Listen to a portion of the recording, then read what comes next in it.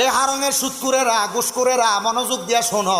সমাজের ভিতরে লম্বা লম্বা কথা বলো, সমাজের ভিতরে চার দোকানে লম্বা লম্বা কথা বলো, এমন মুনাফিকি কইরা, এমন বেঈমানি কইরা, বেআমলের মতো কাজ কইরা, হারাম খাইয়া মুমিন যা দাবি করো, এই মুমিন তো তুমি আসলে নামের মুমিন, কামের মুমিন না।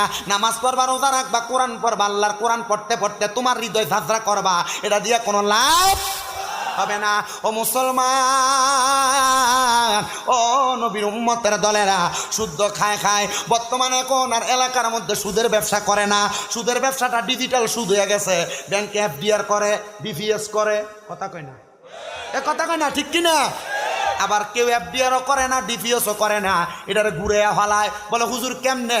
কয় এককালীন ব্যাংকের ভিতরে 20 লাখ রেখে দিছে, মাসে মাসে তুল্লা খায়। দেখবেন এলাকার ভিতরে কোনো কাম কাজ করে না, চা দোকানে পয়সা পয়সা মানুষের নামে গিবত করে।